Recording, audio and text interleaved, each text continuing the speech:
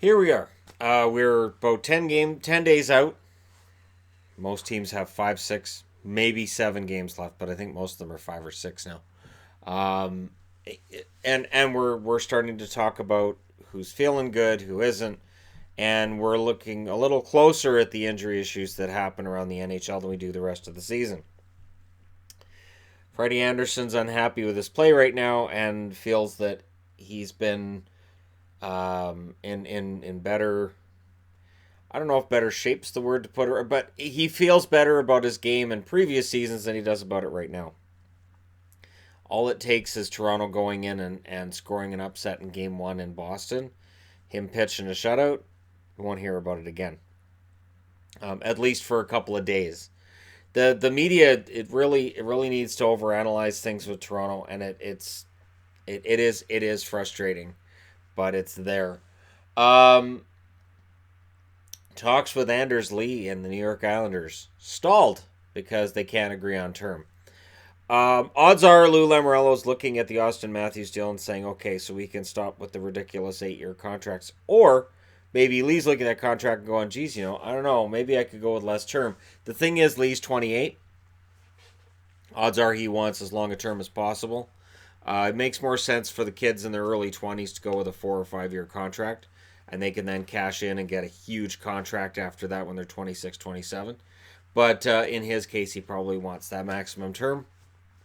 Lou Lamoriello is known for being tough with contracts. And it goes back to his days in New Jersey. I remember him with Bobby Holik. Holik wanted a lot of money, and he got it from the Rangers, and it was a horrible contract for the Rangers. He will not sign a bad contract, and not only that, but he won't sign a bad contract even though they lost their captain last year. He's perfectly fine with losing captains in back-to-back seasons if it means that he's not backing himself into a corner with the salary cap. So it'll be interesting to see what happens if Lee flinches or the Islanders do. But the fact that for a second year in a row, the Islanders could say goodbye to their captain. It's a huge difference, though, between Tavares and Lee. I like Anders Lee myself, but I will say that Tavares is a more talented player. I don't think I'm speaking out of turn saying that. But yeah, I can understand why Islander fans might be upset with the optics. The one thing I'll say is this. With Barry Trotz as coach, they will always be a good team.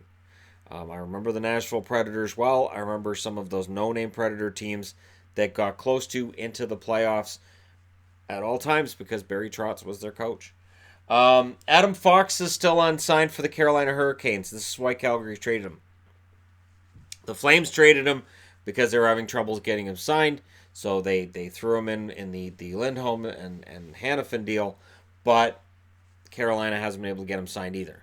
So Don Waddell's saying, well, he hasn't made up his mind yet, and word is he's going for his senior year. And when they go in for their senior year, and it's their right to do so without signing a contract, it means this time next year, any team could have a crack at him. And sometimes it works out really well for a player, and sometimes it doesn't. So we'll see where things turn out with how things turn out with him.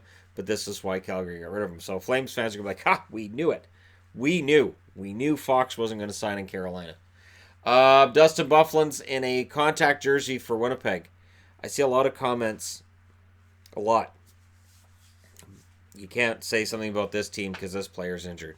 Well, this player's injured. Well, here's the thing. I don't recall seeing Winnipeg fans upset when I've called them out on a bad game, even though they've been without Dustin Byfuglien and Josh Morrissey. Two absolute anchors to that blue line. And if Byfuglien comes back, that's going to change everything.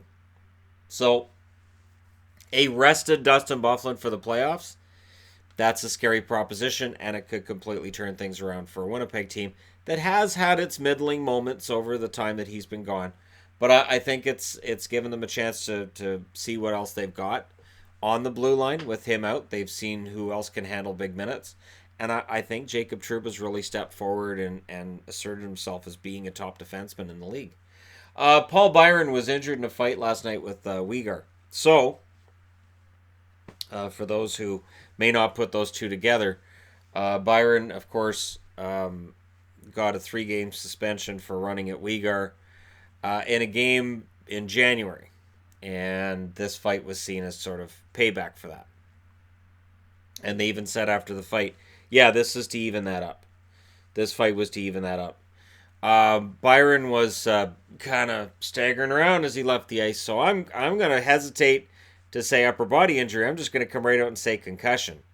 So for people, because I've heard it said where people say, well, guys don't get hurt in fights. Just let them fight. Guys don't get hurt. Byron would care to disagree. And fighters in general. Years back, and I'm talking a lot of years at this point, where you'd see a guy who gets in a fight and he might be a little bit woozy, and you just kind of laugh it off, like, oh, he's on Strange Street. Oh, I see him butterflies right now. Ah, look at that. Ah, he got to the bench. He'll be okay. And that was the attitude. That was the whole thing. And then, he'd play the rest of the game. That has changed. So, yeah, for the Habs, it's going to be tough because Byron did not travel with the team to Columbus, and that's a big game that he's going to miss because he had to drop mitts with Uyghur. Anyways, on tonight's action, the Vegas Golden Knights can clinch a playoff spot if they get a point. Losing in overtime, they clinch themselves a playoff spot. St. Louis will also be watching that game because if the Avalanche lose to Vegas in regulation, St. Louis has clinched themselves a playoff spot as well. So Vegas, with a win, would also clinch it for St. Louis as long as it's in the first 60 minutes and not in overtime.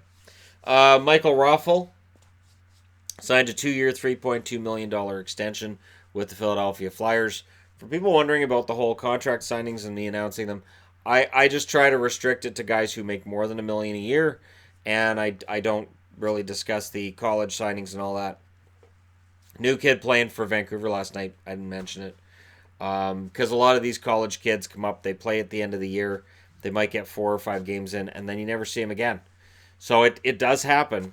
And so I just don't get into it. We can sort of shuffle that off until the summer, see where all the depth charts are, and which guys are actually going to get a chance to play next year. So a 2-year extension for Raffl, that doesn't hurt anything. $1.6 million, that's not going to break the bank. And he's been a useful player for them. Not top 6, but a useful player for them in their bottom 6. And you need those guys if you're gonna come back next year. I would think that they will. But there you go. So that's just sort of a news of the day kind of thing. Let me know your thoughts in the comment section below as always. Don't forget to hit like and subscribe. If you're browsing your way through, you just happened upon this video. And hey, thank you guys so much for watching. I'll talk to you again soon.